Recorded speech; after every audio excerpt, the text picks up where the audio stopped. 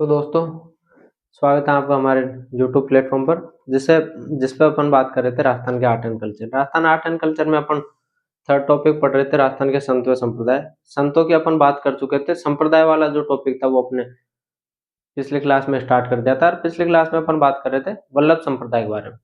वल्लभ संप्रदाय की अपन बातें कर रहे थे कि यहाँ वल्लभ संप्रदाय के संस्थापक वल्लभाचार्य जी थे, और वल्लभ संप्रदाय में भगवान कृष्ण के बाल स्वरूप की पूजा की जाती है।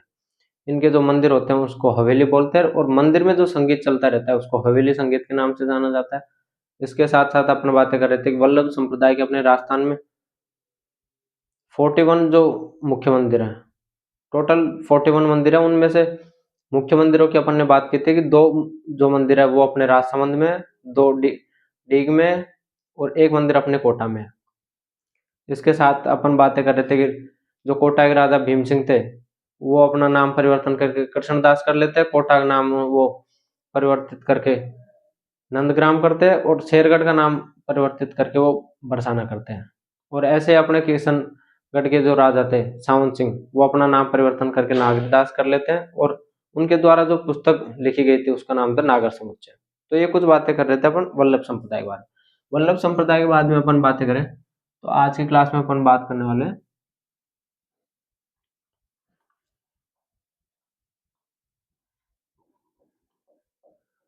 गौड़ीय संप्रदाय।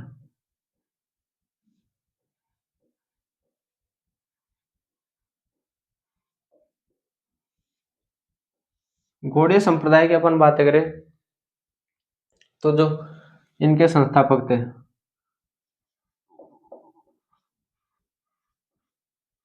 चैतन्य महाप्रभु जी के द्वारा गौड़ीय संप्रदाय की शुरुआत की गई थी। इनके संस्थापक चैतन्य महाप्रभु जी थे। इनके राजस्थान में अपने मुख्यतः दो मंदिर हैं। मुख्यतः राजस्थान में इनके दो मंदिर हैं, वो अपने एक जयपुर में, जयपुर की अपन बात करें तो गोविंद देव जी मंदिर, और एक मंदिर अपने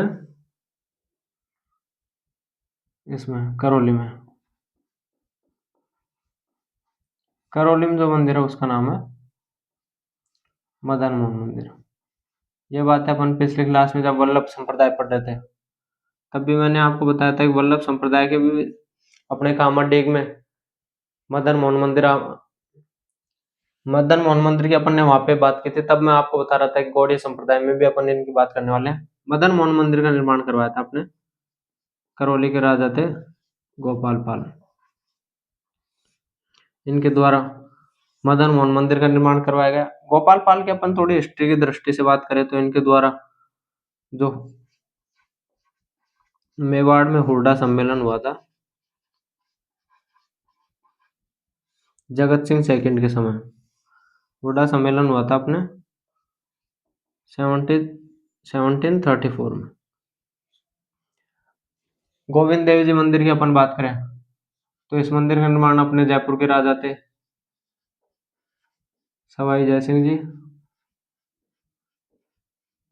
सवाई जयसिंह जी के द्वारा इनका निर्माण करवाया गया। जो जयपुर के राजा थे जिनको बेसिकली अपन आमेर के राजाओं के नाम से जानते थे, वो गोविंद देव जी को दीवान और स्वयं को उनका सेवक मानते थे। अब अपन इनके एक मंदिर और है, वो मंदिर है अपना गोपीनाथ मंदिर। गोपीनाथ मंदिर अपने जयपुर में। गौड़ीय संप्रदाय की अपन और बातें करें तो गौड़ीय संप्रदाय में भगवान कृष्ण की पूजा की जाती है। तो ये कुछ बातें थी अपने गौड़ीय संप्रदाय के बारे में। गौड़ीय संप्रदाय के बाद में अपन बात करने वाले हैं प्रणामी संप्रदाय के बारे में। गौड़ीय संप्रदाय का संस्थापक चैतन्य महाप्रभु जी थे। इनके अपने राजस्थान में दो मंदिर देखने को मिलते हैं। एक मंदिर है अपना जयपुर में गुरु गोविंद देव जी मंदिर, और दूसरा मंदिर है मदन मोहन मंदिर जो अपना करौली में है, जिसका निर्माण मदन मोहन मंदिर का निर्माण गोपाल पाल जी के द्वारा करवाया गया। जयपुर मंदिर, जो जयपुर के राजा थे सवाई जय सिंह, उनके द्वारा अपने गोविंद देव जी मंदिर का निर्माण करवाया गया। एक मंदिर अपन ने पढ़ा गोपीनाथ मंदिर, वो भी जयपुर में ही है। प्रणामी संप्रदाय की अपन बात करें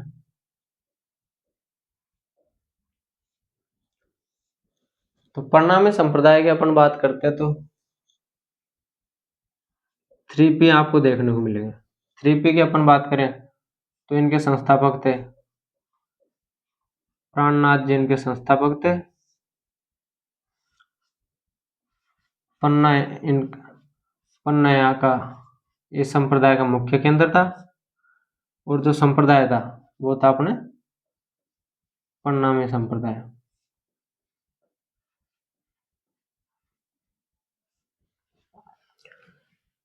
तो ये 3P से आप याद रख सकते हैं, बाकी आप चाहो तो ऐसे भी याद कर सकते हैं। इसके बाद में अपन बात करें पन्ना की, थोड़ी बात करें तो यह आपको ज्योग्राफी की दृष्टि से, आपको जब इंडियन ज्योग्राफी पढ़ोगे आप, तो वहां पे आप पढ़ोगे राजस्थान ज्योग्राफी में, जब आप खनिज वाला टॉपिक पढ़ोगे तब भी आपको देखने को मिलेगा पन्ना से अपने हीरा निकलता है। और पन्ना की बात करें तो ये एक जैव आरक्षित क्षेत्र है। इसके साथ साथ अपन आगे बात करें तो जो इनका मुख्य ग्रंथ है वो है कुदलम स्वरूप। ये क्वेश्चन पहले किसी एग्जाम में पूछा हुआ था, कुदलम स्वरूप का संबंध कौन से संप्रदाय से है? तो इनका संबंध अपने प्रणामी संप्रदाय से है। प्रणामी संप्रदाय की बात करें तो ये भगवान कृष्ण की पूजा करते हैं। और इसके साथ साथ बात करें तो प्रणामी जो संप्रदाय है उनका मंदिर अपने जयपुर के आदर्श नगर में, जयपुर के आदर्श नगर में इनका मंदिर बना हुआ है, प्रणामी संप्रदाय का मंदिर बना हुआ है। तो ये कुछ बातें थी अपने प्रणामी संप्रदाय के बारे में। प्रणामी संप्रदाय की बातें अपन 3P से स्टार्ट करते हैं। इनका मुख्य केंद्र पन्ना, और इनका जो संस्थापक थे वो अपने प्राणनाथ जी, और जो संप्रदाय था उसका नाम था प्रणामी संप्रदाय। इसके साथ साथ बात करें तो अपने जयपुर के आदर्श नगर में प्रणामी संप्रदाय का मंदिर बना हुआ है। तो ये कुछ बातें थी अपने प्रणामी संप्रदाय के बारे में। इनके ग्रंथ का नाम कुदलम स्वरूप है, जो कि पिछले एग्जाम में पूछा हुआ था। इसके बाद अपन बात करें तो अपन बात करने वाले हैं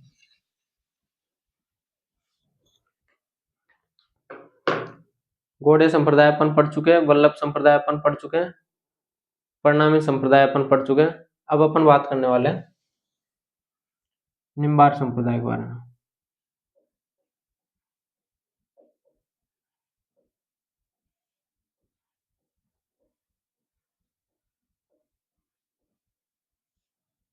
निम्बार संप्रदाय की बात करें तो इनके जो संस्थापक थे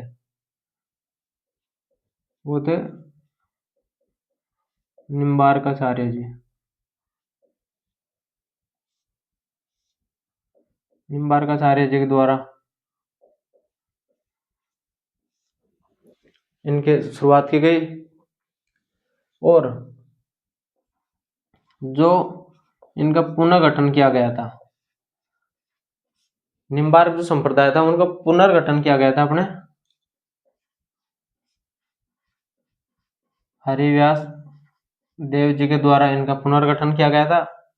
और इनके जो मुख्य केंद्र है, मुख्य केंद्र बोलते जो मुख्य पीठ है, वो अपने सलेमाबाद अजमेर में इनकी मुख्य पीठ है।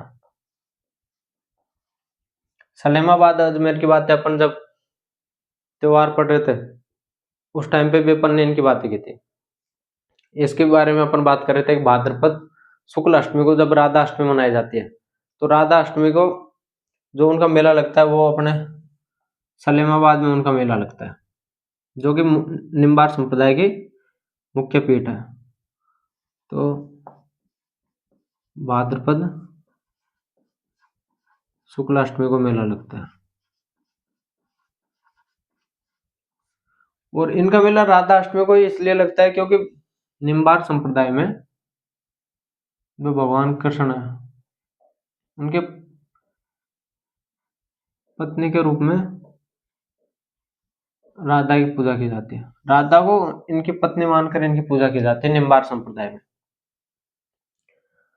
तो ये कुछ बातें अपन कर रहे थे निम्बार संप्रदाय के बारे में। निम्बार संप्रदाय के बाद में अपन आगे बात करने वाले हैं रामानंदी संप्रदाय के बारे में। थोड़ी सी अपन इनकी बात करें, सलेमाबाद पीठ की बात करें तो सलेमाबाद जो पीठ थी उसकी स्थापना की थी परशुराम जी के द्वारा। परशुराम जी का जन्म अपने सीकर के खंडेला में हुआ था।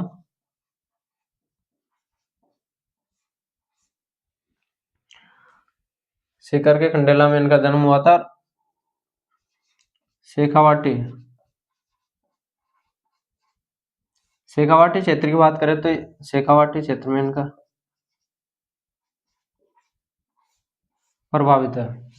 तो आपसे अगर कभी पूछा जाए कि भाई शेखावाटी क्षेत्र में कौन से संप्रदाय का महत्व दिख रहा है या फिर कौन से संप्रदाय को लोगों के द्वारा अधिक महत्व दिया गया है, तो वो है अपना निम्बार संप्रदाय।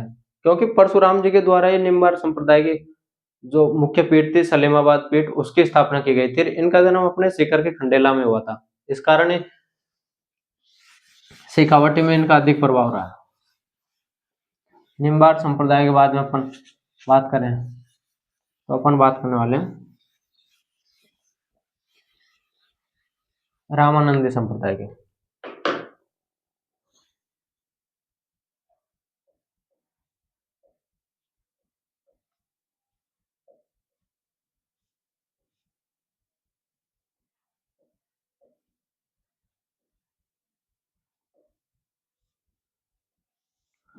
रामानंदी संप्रदाय की बात करें तो ये सबसे पहले अपन बात करते हैं, ये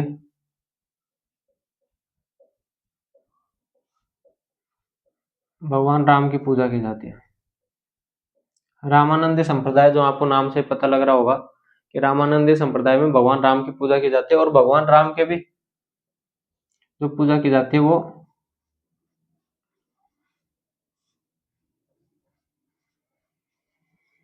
रसिक नायक के रूप में की जाती है।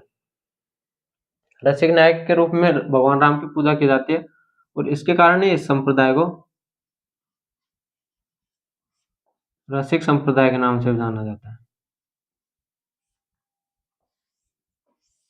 रसिक संप्रदाय के नाम से भी इसको जाना जाता है। और जो अपना निम्बार्क जो संप्रदाय था, थोड़ी बातें आप वहां पे नोट कर लीजिएगा। निम्बार्क संप्रदाय था उसको हंस संप्रदाय,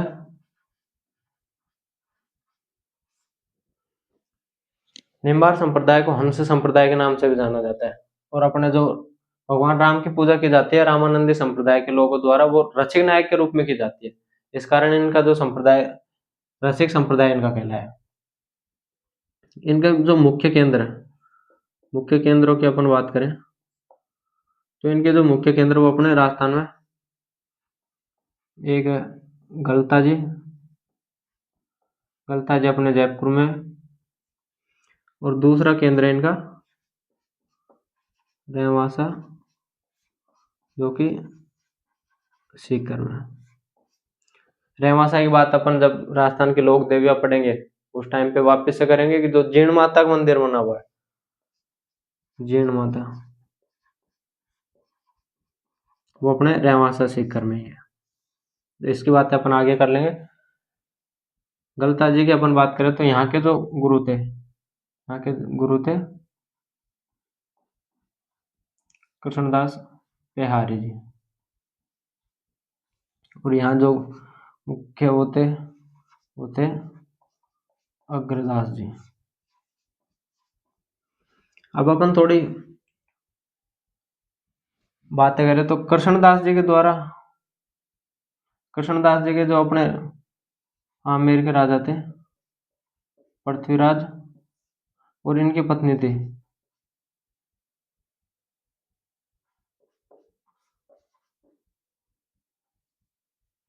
बालाबाई जी, वो इनके शिष्य थे। कृष्णदास जी बिहारी जी थे, उनके शिष्य थे। और अपन थोड़ी बात करें